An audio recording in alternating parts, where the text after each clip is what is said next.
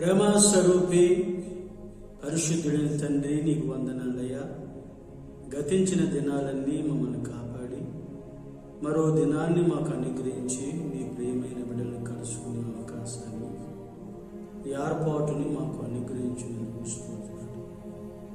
ఎంతైనా నమ్మదగిన వాడు, నమ్మిన వారి జీవితాల్లో అద్భుతాలు జరిగించగలిగిన గొప్ప దేవుడు. నిన్నెవరైతే నమ్ముకున్నారో, ఎవరైతే నిన్ను ఆరాధన చేస్తున్నారో వారందరినీ మీరు దీవించి ఆశీర్వదించి బలపరిచి దేవా ఆయుష్ను ఆరోగ్యాన్ని మీరు అనుగ్రహించండి. ఈ బోధ ఎక్కడ వినబడుతుందో, నీ మాట ఎక్కడ వింటున్నారో వారందరి జీవితాల్లో గొప్ప కార్యాన్ని ప్రారంభించమని ప్రార్థిస్తున్నాను. లేఖనాలు వింటుండగా మంచి జ్ఞానము దయచేయండి, మంచి కృపనివ్వండి. వారితో మీరు సహవాసం చేయండి. నీ అనుబంధం చేత వారిని, వారి కుటుంబాన్ని సంరక్షించి పోషించండి. కావలసిన ఈవుల్ని ఏర్పాటు చేయండి. వారు ఆలోచిస్తున్న అనాలోచనలు తొలగించి పరిపూర్ణమైన ఆలోచననిచ్చి నీ సంకల్పాన్ని నెరవేర్చి దృష్టి నీ యందు ఉంచి నాయనా వారు పరిపూర్ణత చెందినట్లుగా ఓ నూతనమైన కృపనిచ్చి వాక్యమందు వారిని ప్రతిష్ఠిత చేయమని ప్రార్థిస్తుంది. కార్యాన్ని ప్రారంభించండి, కృపతో నింపండి. యేసు నామములో అడుగుచున్నాము తండ్రి, ఆమేన్. నా ప్రియమైన దేవుని ప్రజలారా, మీ అందరికీ కూడా ప్రభువైన యేసుక్రీస్తు నామములో శుభములు తెలియజేస్తున్నాను. గతించిన కాలమంతా మీ యొక్క ప్రార్థన వల్ల, మీ సహవాసం వల్ల పరిచర్యలో ప్రభు యొక్క సేవ విస్తారంగా చేయడానికి అద్భుత ద్వారాలు ప్రభు తెరిచి ఉన్నాడు. అందును బట్టి దేవునికి స్తుతి కలుగునుగాక. దేవుని వాక్యాన్ని మనం వింటున్నాం. యోహాను సువార్త మనం 13వ అధ్యాయము 19వ వాక్య భాగాన్ని నేను చదువుతున్నాను, మీరు వినండి. జరిగినప్పుడు నేనే ఆయన్నని మీరు నమ్మునట్లు అది జరగక మునుపే మీతో చెప్పుచున్నాను. బైబిల్లో మాటను చదివాను. జరిగినప్పుడు నేనే ఆయన్నని మీరు తెలుసుకుందురు అని ప్రభువైన యేసుక్రీస్తు ప్రభులు వారు చెప్పుచున్నారు. ఈ రోజున నా జీవితంలో కూడా నేను అనే పదాన్ని పలుసార్లు పలు సందర్భాల్లో మనం పలకటం జరుగుతుంది. ప్రభువైన యేసుక్రీస్తు జరిగినప్పుడు నేనే ఆయనని మీరు తెలుసుకుందురు అని ప్రభు ఇక్కడ చెప్పుచున్నాడు తన శిష్యులతో. ఈ మాట ఇస్కరియోతు యోధాని ఉద్దేశించి ప్రవక్తల లేఖనములు నెరవేర్చబడుతున్నాయి అన్న విషయాన్ని తన శిష్యులు గ్రహించున్నట్లుగా ఈ లేఖనాన్ని మన ప్రభు అయిన యేసుక్రీస్తు ఇక్కడ చెప్పుచున్నారు. జరిగినప్పుడు నేనే ఆయనని మీరు తెలుసుకుందురు. ఏమిటి అని మనం ఒకసారి ఆలోచన చేస్తే, యోహాను సువార్త 14వ అధ్యాయము 6వ వాక్య భాగాన్ని చదివితే, యేసు నేనే మార్గమును సత్యమును జీవమును, నా ద్వారానే తప్ప ఎవడును తండ్రి యొద్దకు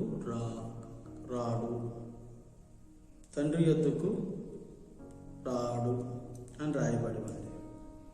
గనుక మన జీవితంలో మనం ఆలోచన చేయవలసిన పని ఏమిటంటే, నేనే ఆయనని తెలుసుకుందురు. గనుక నేను చెప్తున్న ఈ సందేశం ఏమిటి అంటే, ప్రభువైన యేసుక్రీస్తు ప్రభువు వారు, యేసు నేనే మార్గమును, నేనే సత్యము, నేనే జీవమును. నా ద్వారా తప్ప ఎవడును తండ్రి యొద్దకు రాడు. దేవుని దగ్గరికి మనం వెళ్ళాలి అనుకున్నప్పుడు, పరలోకం నాకు కావాలి అనుకున్నప్పుడు, అది ఎక్కడున్నా నీవు మార్గమైన యేసుక్రీస్తు దగ్గరికి, సత్యమైన యేసుక్రీస్తు దగ్గరికి, జీవమునై ఉన్న యేసుక్రీస్తు దగ్గరికి నీవు రావాలి. యేసుక్రీస్తు దగ్గరికి నీవు వస్తే ఆయన దగ్గరికి ఎంతమంది వస్తారో వారందరూ కూడా దేవుని యొద్దకు చేరుతారు. నా ద్వారా తప్ప ఎవడును తండ్రి యొద్దకు రాడు. గనుక నా జీవితంలో లేఖనములు నెరవేర్చబడుతున్నట్లుగా, ప్రవక్తల ప్రవచనములు నెరవేర్చబడుతున్నట్లుగా, ఆయన చెప్పిన వాస్తవాలు నెరవేర్చబడుతున్నట్లుగా నా జీవితంలో కూడా మనం తండ్రి యొద్దకు వెళ్ళాలి అనుకుంటే తప్పనిసరిగా యేసుక్రీస్తు మనకు అవసరం. ఎందుకని మనం ఆలోచిస్తే, మొట్టమొదటిగా ఆయన మనకి మార్గం, అంటే వే లేదా దారి, రహదారి, నేషనల్ హైవే. కనుక ఒక రూట్ అనేది ప్రభువైన యేసుక్రీస్తు. గనుక నా జీవితంలో కూడా నీవు మార్గములోనికి మొదట రావాలి. ఒక ఊరుకు వెళ్ళాలి అంటే దానికి ఒక మార్గం ఉంటుంది. ఆ మార్గాన్ని బట్టి మనం పోయినప్పుడు, ఆ మార్గములో మనం నడిచినా, ప్రయాణం చేసినా, లేదా ఏదైనా వెహికల్లో, ఏదైనా బస్సులో కానీ, వ్యాన్లో కానీ, కారులో కానీ మనం ప్రయాణం చేసిన, ఆ మార్గములో ప్రయాణం చేసినప్పుడు మనం అనుకున్న గమ్యస్థానానికి లేదా మనం అనుకున్న అద్దరికి చేరే అవకాశం ఉంటుంది. కనుక యేసుక్రీస్తు దేవుని దగ్గరికి చేరాలనుకున్నప్పుడు, పరలోకం పొందాలనుకున్నప్పుడు, పరలోక స్వాస్థ్యం మనకి కావాలి, అనుగ్రహింపబడాలి అనుకున్నప్పుడు తప్పనిసరిగా మార్గములోనికి రావాలి. నేనే మార్గమును, నేనే సత్యమును, నేనే జీవమును. నా ద్వారా తప్ప ఎవడును తండ్రి యొద్దకు రాడు. గనుక నీకు మార్గం తెలియాలి. మార్గం తెలియాలి అంటే 4 సెంటర్ల మూలలో ఒక చోట బోర్డులు ఉంటాయి. అటువైపు వెళ్తే హైదరాబాదు, ఇటువైపు వెళ్తే కలకట్ట అనే రకరకాల బోర్డులు మనం కనబడతాయి. మనం ఏ ఊరుకు ప్రయాణం చేయాలో ఆ బోర్డును మనం చదివి, అది చూపిస్తున్న మార్కు వైపు మనం ప్రయాణం చేసినప్పుడు మన ప్రయాణం సవ్యంగా సాగుతుంది. వెళ్ళేవాడు కూడా అనాలోచనతో కాక చక్కగా గమ్యానికి చేరుతున్నామని ఆనందం చేత ప్రయాణం చేస్తూ ఉంటాడు. కనుక నా జీవితంలో నీవు మొట్టమొదటిగా నేనే మార్గమును అని చెప్తున్నా యేసుక్రీస్తులోనికి నీవు రావాలి. మొదటగా మనం చదువుకున్నాం యోహాను సువార్తను 18వ అధ్యాయం 5వ వాక్య భాగాన్ని నేను చదువుతున్నాను, వినండి.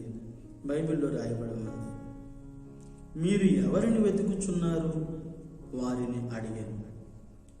వారు నజరేయుడైన యేసునని ఆయన ఉత్తరమీయగా, యేసు ఆయనను నేనే అని వారితో చెప్పాను. అందుకు అప్పగించిన యోదయు వారి వద్ద నిలిచి ఉండేను. ఆయన నేనే ఆయనని వారితో చెప్పగా, వారు వెనక్కి తగ్గి నేల మీద పడిరి.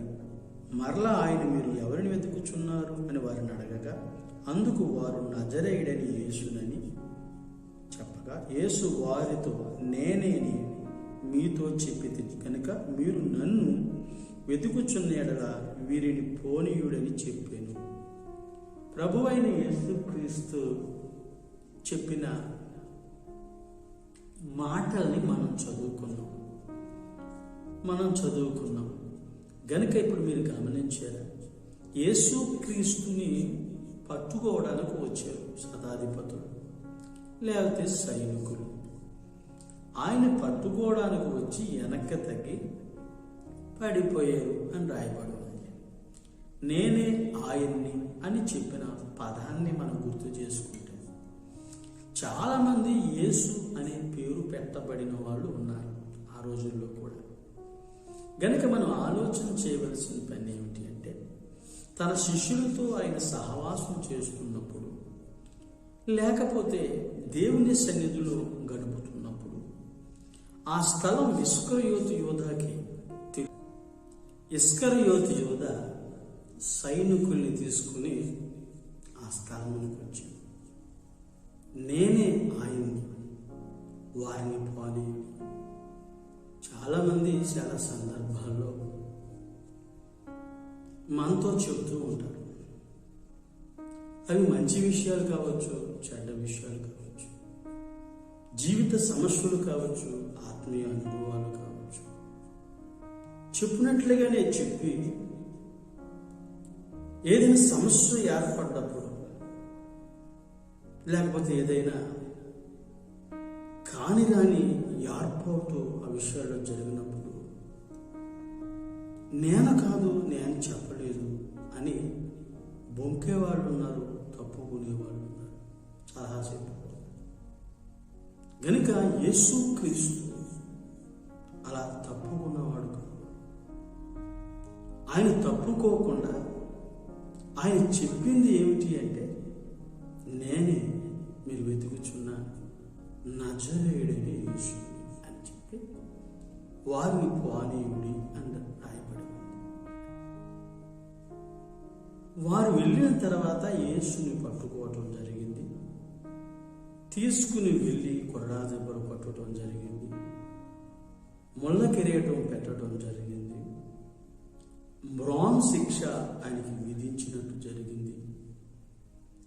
ఆయన్ని సిలువ కేసు కొట్టి చంపిరి అని బైబిల్లో రాయబడినట్లుగా, లేఖనాలు నెరవేరినట్లుగా, ప్రవక్తలు చెప్పినట్లుగా జరిగింది. 3వ దినాన్ని తిరిగి లేచి. ఇప్పుడు మనం ఆలోచన చేయవలసిన పని ఏమిటంటే, యేసు నేనే మార్గమును అన్నాడు. నా ద్వారా తప్ప ఎవడు తండ్రి వద్దకు రాడు అని. యేసుక్రీస్తు మనకి ఒక మార్గమును సిద్ధపరిచాడు. ఆయన లేకుండా, ఆ మార్గాన్ని మనకు చేయకుండా, ఆ మార్గాన్ని మనకు చూపకుండా పరలోకానికి వెళ్ళే దారి, మార్గము మానవునికి మరుగైపోయింది.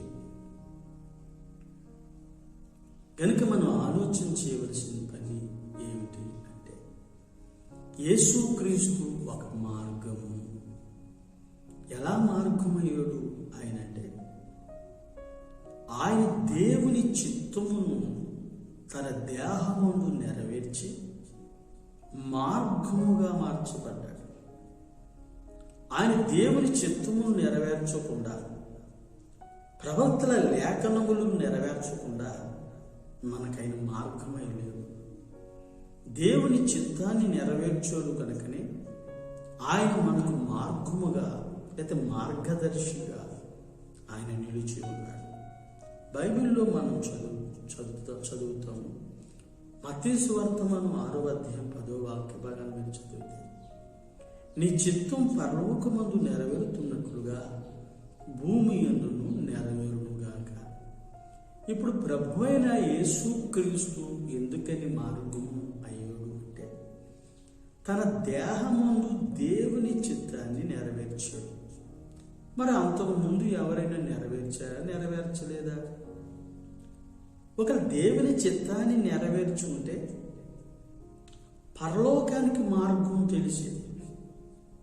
భక్తుపరులు ఉన్నారు, ప్రార్థనా పరులు ఉన్నారు, ప్రవచించే వాళ్ళు ఉన్నారు, పేరు పొందిన వాళ్ళు ఉన్నారు, విశ్వాస వీరులు ఉన్నారు, ఆకాశం నుంచి అగ్ని దించేవాళ్ళు ఉన్నారు, లక్షల మందిని నడిపించే వాళ్ళు ఉన్నారు, గొప్ప యుద్ధ వీరులు ఉన్నారు, మహాబలవంతులు, పరాక్రమశాలులు ఉన్నారు.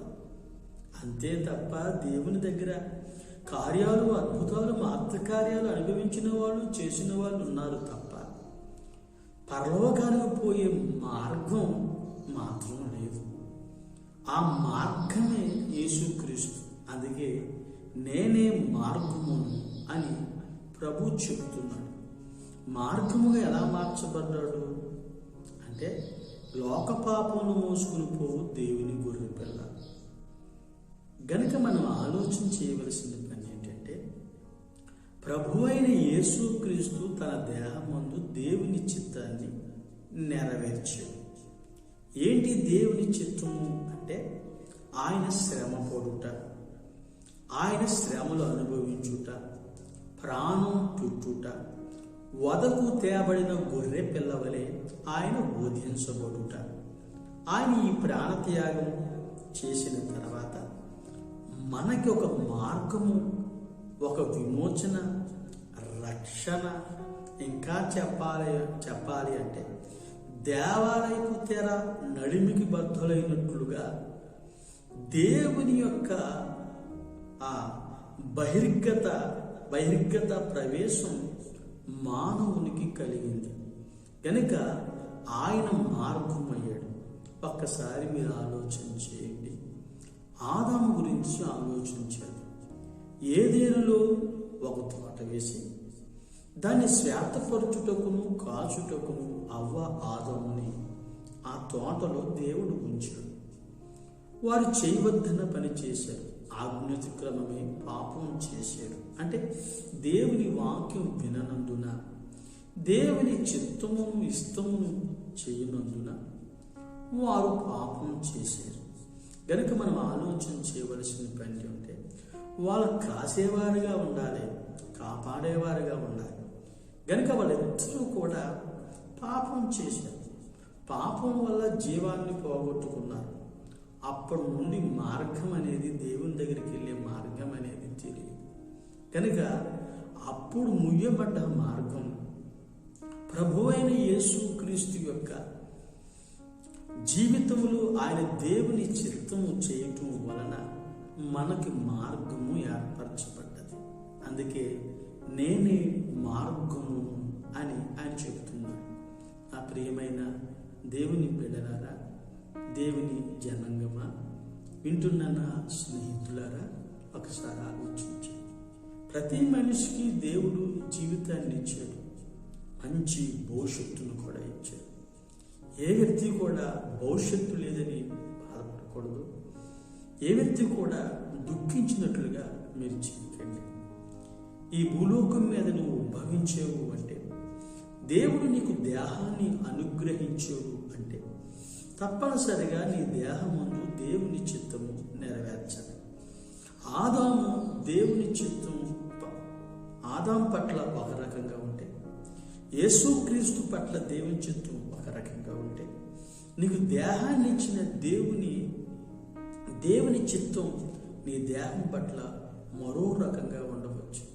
దాన్ని తెలుసుకుని ఆ విధంగా నువ్వు ప్రయాణించినప్పుడు నీ జీవితంలో, ఆయన మార్గంలో ఉన్న నీ జీవితంలో ఒక ఉన్నతమైన ఆశీర్వాదాన్ని, ఒక ఉన్నతమైన కృపను, పరిశుద్ధతను సంపాదించిన వ్యక్తిగా నీవుంటావు.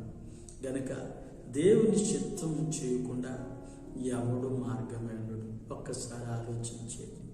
మీకు బోధిస్తున్న బోధకుడు, మీకు బోధిస్తున్న ప్రవక్త, మీకు బోధిస్తున్న కాపరి, మీకు బోధిస్తున్న ఉపదేశకుడు మరి మీకు మార్గమై ఉన్నాడా? అతని దేహం ముందు దేవుని చిత్తం జరుగుతుందా? దేవుని ఇష్టం నెరవేర్చబడుతుందా? ఎప్పుడైనా, ఎక్కడైనా, మాటలోనైనా, కంటిలోనైనా, ఒంటిలోనైనా, ఎక్కడైనా దేవుని చిత్తం జరుగుతుందా? అలా దేవుని చిత్తం చేయువాడే నీకు మార్గమై ఉండాలి. ఆ మార్గమే యేసుక్రీస్తు. సర్వ మానవాళికి, ప్రపంచానికి ఆయన మార్గం. ఆయన దేవుని చిత్తాన్ని చేశాడు. ఒక్కసారి ఆలోచనకు రండి. ఒకసారి వాక్యం పైన మీ మనసు ఉంచండి. మీకు అర్థమవుతుందా? ఒకసారి ఆలోచన చేయండి. మీకు బోధిస్తున్న ఆ బోధకుడు దేవుని చిత్తమును చేసేవాడు కావాలి.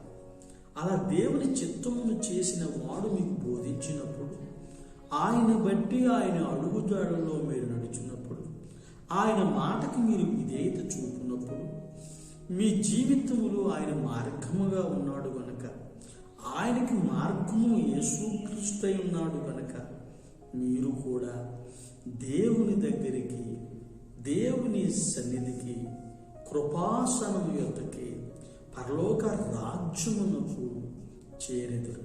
కనుక నేను నా జీవితంలో ఇది ఆలోచించి, ఏదో ఒట్టిగాను మత్తుగాను 4 భాగాలు పెట్టు, 3 బాక్సులు పెట్టు, కేకలేసు, పెడబొబ్బలేసు, రంకులేసు, భయపెట్టు, కల్లెర చేసు, ఏదో ఎఫెక్టులు పెట్టు మీ జీవితాన్ని మీరు పాడు చేసుకోకండి.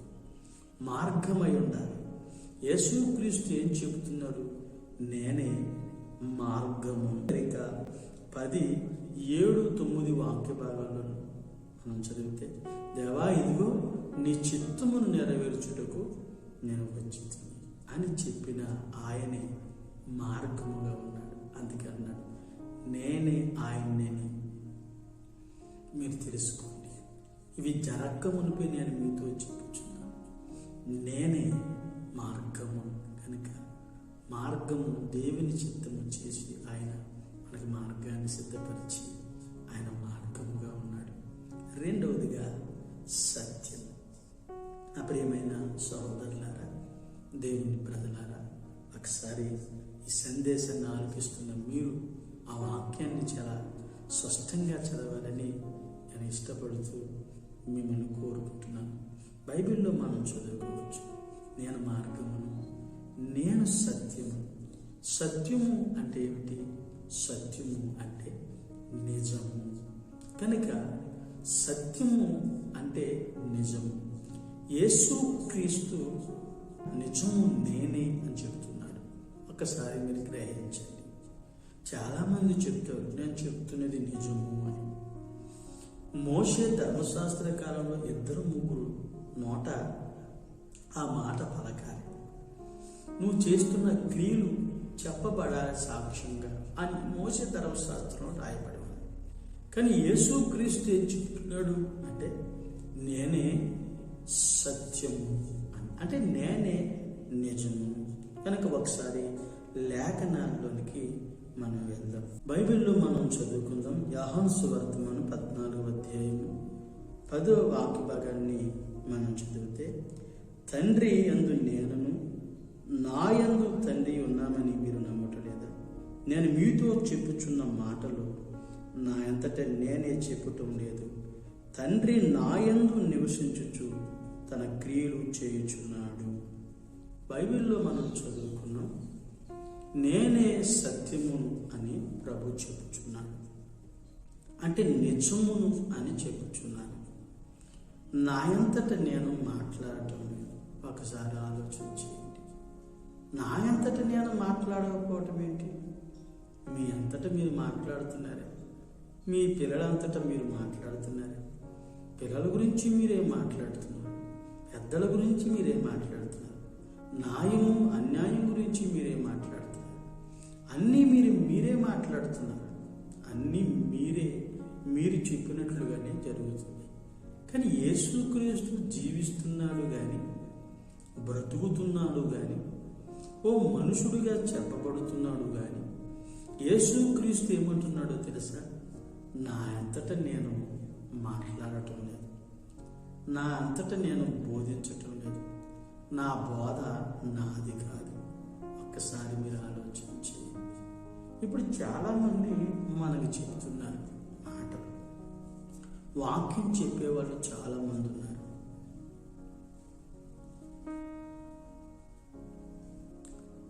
వాక్యం చెప్పేవాళ్ళు చాలామంది ఉన్నారు. రాత్రంతా ప్రయాసపడి సిద్ధపడి చెప్పేవాళ్ళు ఉన్నారు. బైబిల్లో చూసి చెప్పేవాళ్ళు ఉన్నారు. వ్యాఖ్యాన గ్రంథాలు చదివి చెప్పేవాళ్ళు ఉన్నారు. ఇంకా వాళ్ళ గురువులు, వాళ్ళకి నచ్చిన వాళ్ళు, వాళ్ళకి మెచ్చిన వాళ్ళు, వారి మాటలకు ఆకర్షించబడి వారి ప్రసంగాలు, వారి యొక్క వాక్యాలు చెప్పేవాళ్ళు ఉన్నారు. కొంతమంది సిద్ధపడి బైబిల్లో ఉన్న వాక్యాన్ని చెప్పేవాళ్ళు ఉన్నారు. నేను తప్పని చెప్పటం లేదు కానీ, వినొద్దని చెప్పటం లేదు కానీ, ఇక్కడ యేసుక్రీస్తు ఏం చెప్తున్నాడు? నా అంతటా నేను మాట్లాడటం లేదు, నా తండ్రి నా యందు క్రియ చేయుచున్నాడు. అంటే ఓ బోధకుడు, ఓ ప్రసంగికుడు, ఓ స్పీకరు ఏం చెప్పాలి? తనంతట తాను బోధించకూడదే. ఏదో పడని విశ్వాసుల గురించి నువ్వు మాట్లాడకూడదే, దురుద్దేశంతో మాట్లాడకూడదే, పగతో మాట్లాడకూడదే, అసూయతో మాట్లాడకూడదే, గద్దిస్తూ మాట్లాడకూడదే. నువ్వు ఎలా మాట్లాడాలి? నీ అంతట నువ్వు మాట్లాడకూడదు. మరి నీ అంతట నువ్వు మాట్లాడుతున్నావా? లేదా తండ్రి క్రియ చేస్తే మాట్లాడుతున్నావా? వింటున్నవారు ఆలకిస్తున్నారా? ఒకసారి ఆలోచించు. బోధకుడు మాట్లాడుతున్న మాటలు, ప్రసంగికుడు మాట్లాడుతున్న మాటలు ఓసారి మీరు గ్రహించండి. అలాగే బోధిస్తున్న మీరు మీ అంతటా మీరు ఇంతకాలం బోధిస్తున్నారా?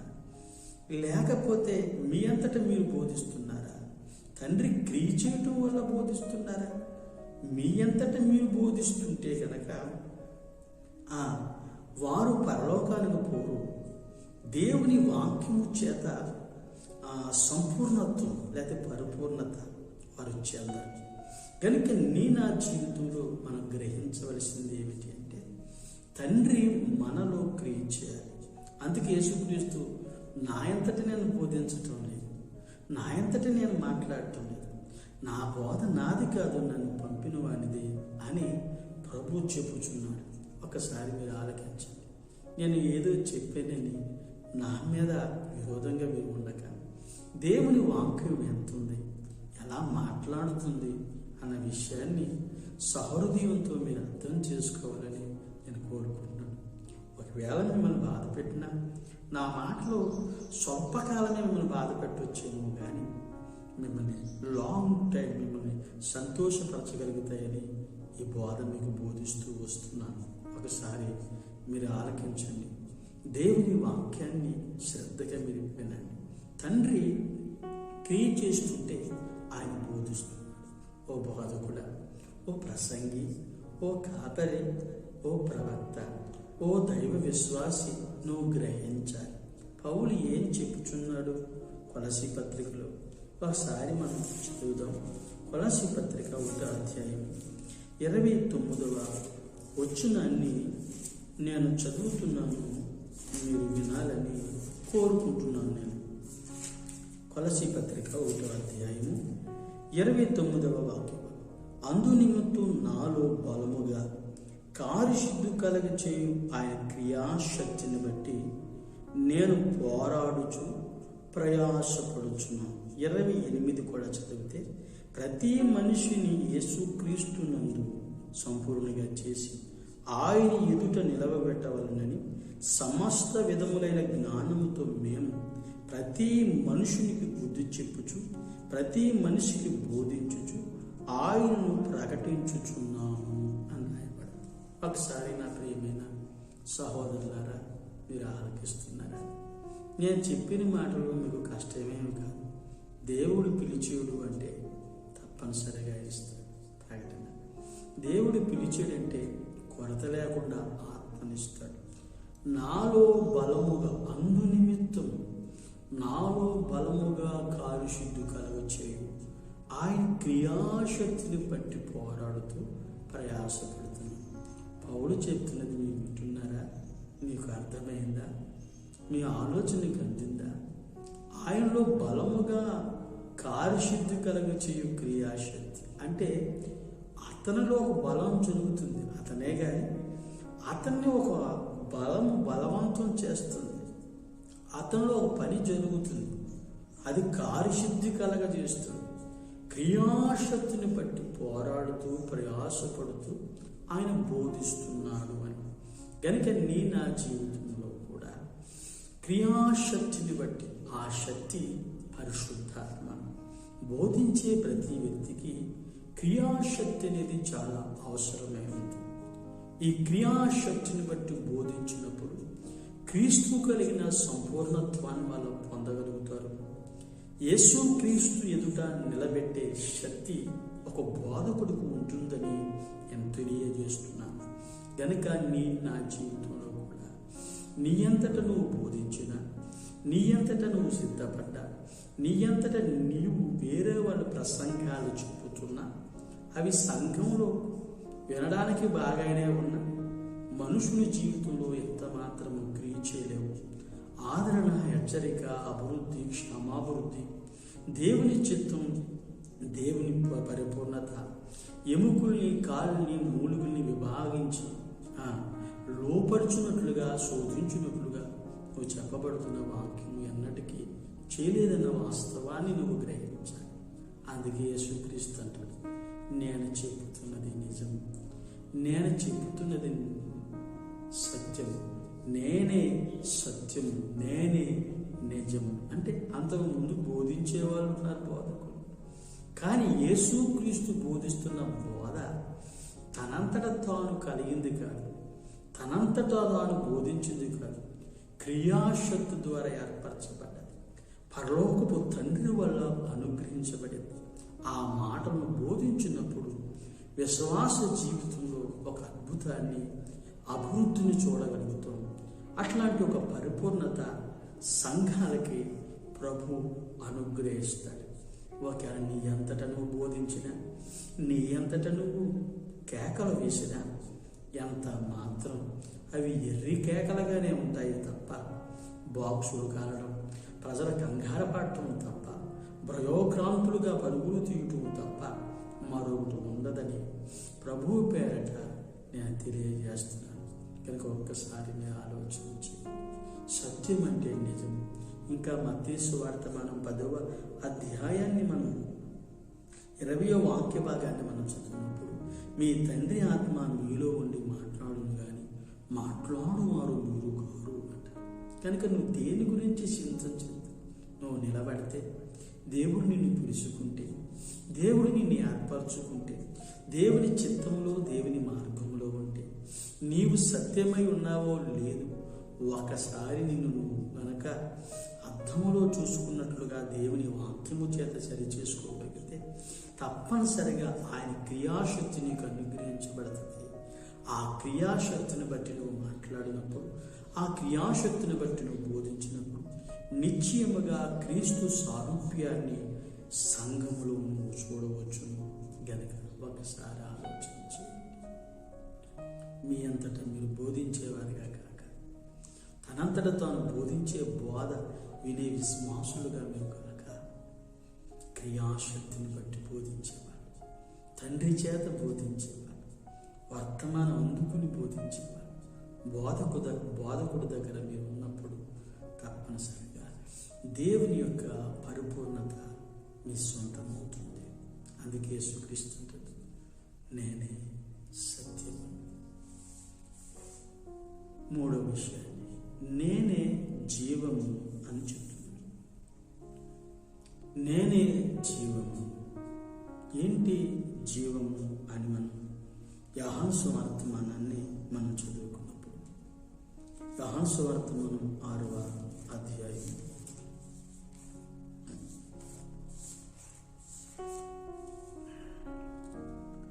51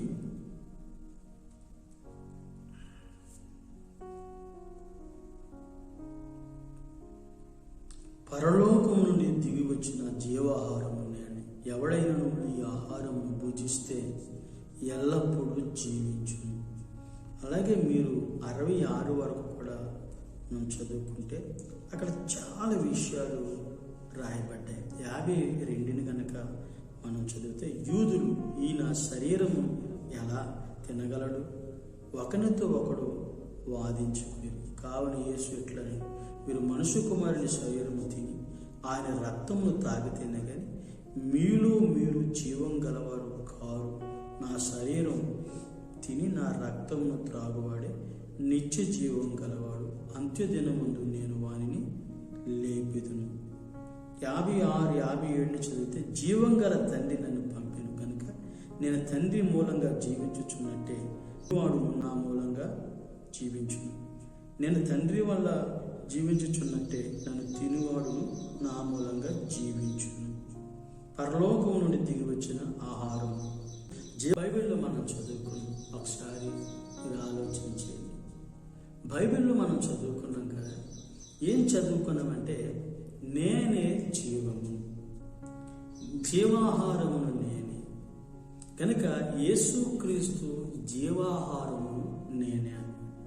యూదులు అంటారు, ఎవడు తినగలడు, ఎవడు తాగలడు. నన్ను తిని తాగువాడు మాత్రమే నేను జీవిస్తున్నట్లుగా, తండ్రి మూలంగా నేను జీవిస్తున్నట్లుగా మీరు కూడా జీవిస్తారు. తండ్రి మూలంగా జీవిస్తున్నాడు అంటే ఎప్పుడు చెప్పేది? ఇది పరలోకానికి ఆరోహణమైనప్పుడే, పరలోకం నుంచి దిగొచ్చినప్పుడే, సజీవంగా ఉన్నప్పుడే కదా, శిశువుల మధ్య సంచరించినప్పుడే కదా ఈ మాటను చెప్పింది. అవును, వాస్తవం. శిశువుల దగ్గర ఉన్నప్పుడే చెప్పాడు. మానవులకే కదా చెప్పింది. అవును, మనుషులకే చెప్పుచున్నాడు. కనుక ఒక్కసారి మీరు ఆలోచించి, రహస్యంగా చెబుతున్నాడు కాదు, బహిర్గతంగా బోధిస్తున్నాడు ఈ మాట. ఒక్కసారి అలా చెప్పినప్పుడు యూదులు వెనుదీసి, ఈయన శరీరమును ఎవరు తినగలరు, ఈయన రక్తమును ఎవరు తాగలరు అని. అంటే ఎవరు తింటారో రక్తం తాగుతారు, ఎవరు తింటారో శరీరం? ఒకసారి ఆలోచించి, ఎవరు తింటారు, ఎవరు తాగుతారు? పిశాసులే కదా.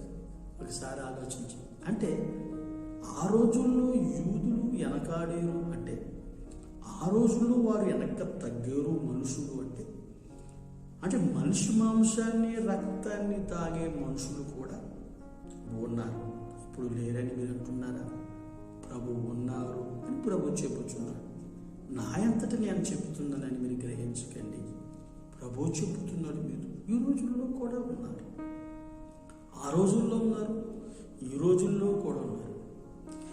ఆ రోజుల్లో ఉన్నవాళ్ళు రహస్యంగా తినేవాళ్ళు, ఈ రోజుల్లో ఉన్నవారు కూడా రహస్యంగా చీకట్లో పూజించేవాళ్ళు. గనుక ఎవడు తినగలుగుతాడు అని చాలామంది వెలిదీసి వేరే వెళ్ళిపోయారు. గనుక ఒకసారి ఆలోచించి, ప్రభు శరీరాన్ని, ప్రభు రక్తాన్ని పానం చేసేవాడే జీవం గలవాడు. ఆయన తండ్రి ద్వారా జీవించుచున్నట్లుగా మీరు కూడా జీవించాలి అంటే ఆయన శరీరాన్ని, ఆయన రక్తాన్ని భోజించాలి. బైబిల్లో మనం చదువుతున్నాం, 47వ వచనాన్ని చదువుతున్నాం. విశ్వసించిన వాడే నిత్య జీవం గలవాడు, జీవాహారము నేనే. అంటే విశ్వాసము ద్వారా మనం భుజించాలి. ఏది? ఆయన శరీరాన్ని, ఆయన రక్తాన్ని. యేసుక్రీస్తు శిష్యులను అడుగుతాడు ఏమనంటే, యూదులందరూ వెనుదీసి వెళ్ళిపోయారు, అందరూ వేరైపోయారు, ఎవడ తినగలుగుతాడు అని వేరైపోయారు. కానీ పేతురుని యేసుక్రీస్తు అడుగుతాడు, మీరు కూడా వెళ్ళిపోవాలనుకుంటున్నారా? అప్పుడు పేతురు ఏం సమాధానం చెప్తాడు? 6వ అధ్యాయంలో 69వ వచనాన్ని చదువుతాడు. నీవే దేవుని పరిశుద్ధుడు అని మేము విశ్వసించి ఎరిగి ఉన్నామని ఆయనతో చెప్పాను. 68ని చదివితే, నీవే నిత్య జీవపు మాటలు కలవాడు, నీవే దేవుని పరిశుద్ధుడు అని మేము విశ్వసించి ఎరిగి ఉన్నామని ఆయనతో చెప్పాను. పేతురుని అడుగుతున్నప్పుడు పేతురు ఏం చెప్పాడు? ఏమని రాయబడి ఉంది ఇక్కడ? నీవు నిత్య జీవపు మాటలు గలవాడు. రెండేం చెప్పింది? నీవే దేవుని పరిశుద్ధుడవు, విశ్వసించి ఎరిగి ఉన్నాము.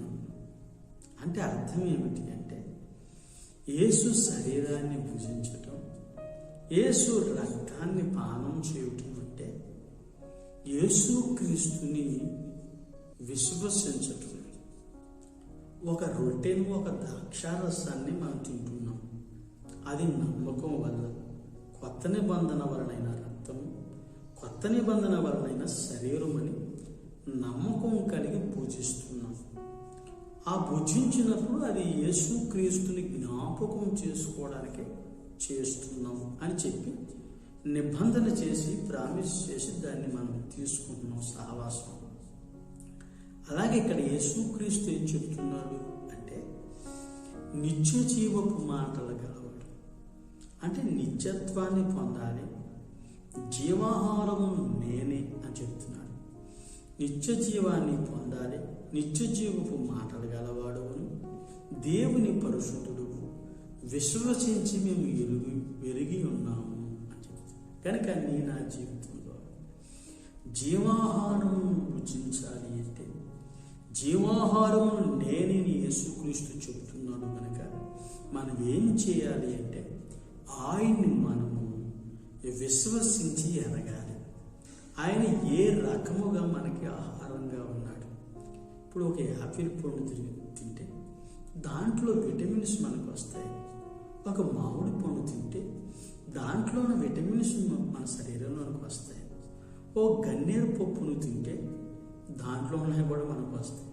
కనుక ఏది తింటే దాని యొక్క విటమిన్స్, దాంట్లో ఉన్న సారం, దాంట్లో ఉన్న బలము మన శరీరంలోనికి ప్రవేశిస్తుంది.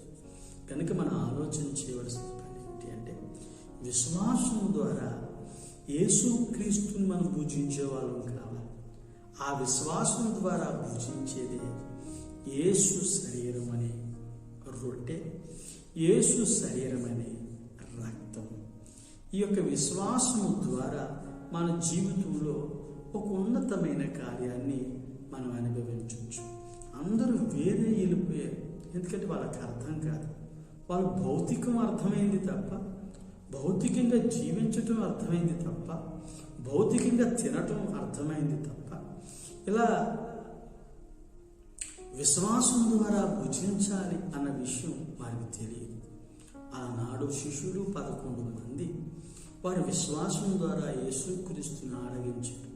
అంటే ఆయన్ని తెలుసుకున్నారు, ఆయన్ని భుజించారు, ఆయన అనుభవాలు నేర్చుకున్నారు, వారు నడిచారు. వారిలో జీవం ఉంది.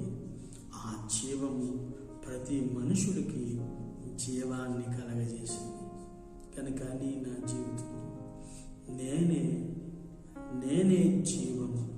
మరి యేసుక్రీస్తు జీవమై ఉన్నాడు, జీవాహారమై ఉన్నాడు. కనుక నా జీవితం అట్లాంటి కృపను విశ్వాసం ద్వారా నువ్వు చేసినప్పుడు ఆయన జీవాహారముగా ఉంటాడు. మన్నా తిని పితరులు చనిపోయారు, కానీ యేసుక్రీస్తుని భుజించిన వాడు ఎన్నడూ కూడా మరణించాడు. వాళ్ళు తిన్నారు భౌతికంగా, కానీ మరణించారు.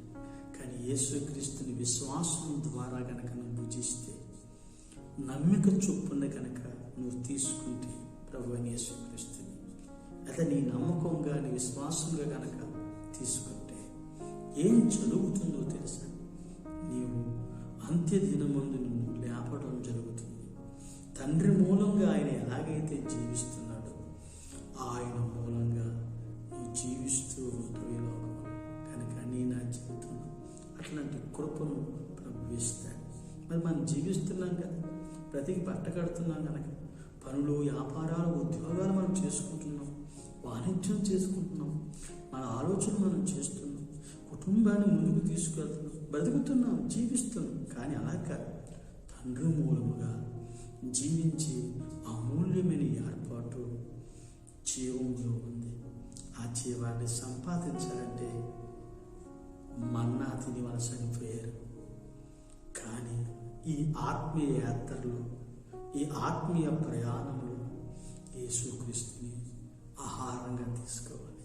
భౌతికంగా కాదు, ఆత్మ సంబంధం విశ్వాసం ద్వారా పరిశుద్ధుడిగా జీవిస్తూ నువ్వు భుజించినప్పుడు ఆయన తండ్రి మూలంగా జీవిస్తున్నట్లుగా నీవు కూడా ఈ లోకంలో జీవించే వ్యక్తిగా నువ్వు ఉండగలుగుతావు. ఓ పరిశుద్ధమైన జీవితాన్ని చేసే వ్యక్తిగా, పరలోకాన్ని అందుకునే వ్యక్తిగా, మార్గము, సత్యము, జీవమైన యేసుక్రీస్తు ద్వారా తండ్రి దగ్గరికి చేరుకున్నవాడిగా, పరలోకపు స్వాస్థ్యాన్ని అందుకున్నవాడుగా, దేవుని చిత్తాన్ని నెరవేర్చినవాడుగా, నీకు తెలియని ఓ మరొక కొత్త పేరుతో, ఒక ఒక నూతనమైన అధ్యాయం నీలో ప్రారంభించబడినట్లుగా నీ ఆత్మీయ జీవితం వల్ల అనేక మంది నిన్ను వెంబడించి దేవుని స్వాస్యాన్ని అందుకున్నట్లుగా నీవు మార్గముగా, సత్యముగా, జీవముగా నీవు ఉన్నప్పుడు విశ్వాసం ద్వారా ఆయన భుజించినప్పుడు ఆహారముగా గొప్ప కార్యం నీ జీవితంలో జరుగుతుంది కనుక అమృతాల్లో వచ్చండి, కండ్లు వేయండి. అర్థమైంది కదా మీకు? ఆయన ఆహారంగా తీసుకోవాలి. ఆ తీసుకున్నప్పుడు మీ జీవితంలో అనేకమైన కార్యాలు ప్రభు చేస్తాడు. ప్రార్థన. ప్రేమ స్వరూపి దైవం తండ్రి స్తోత్రాలు. ఇంతవరకు నాయన నీ ప్రియమైన కలుసుకుని నేనే ఆయనని అనే మాట మీద మీరు చెప్పారు. అందుని బట్టి నీ ప్రియమైన బిడ్డకి ఇచ్చిన వర్తమానాన్ని బట్టి స్తోత్రాలు. నీరు కట్టి ప్రేమించి ఎక్కడ వింటున్నారు, ఎక్కడ వింటున్నారు వారందరినీ దీవించి ఆశీర్వదించి రెక్కల చాటున భద్రపరిచి దైవ శక్తులు ప్రతి దురాత్మశక్తి నుంచి ఘనకార్యాలు చేయండి. ఒక్కొక్కరి దేవుని ఆశీర్వాదం కృప వెంబడి ఆశీర్వదించి దీవించి యేసు నామములో అడుగుచున్నాను. Amen. Amen. God bless you. మీ అందరికీ వందనాలు. కొంచెం ఎడబాటు జరిగిన కొంచెం సహించండి. ప్రభు సేవకు సహకరించండి. నన్ను ప్రార్థనలో జ్ఞాపకం చేసుకోండి. సదా ప్రభు సేవ మీ సహోదరుడు పాస్టర్. Thank you.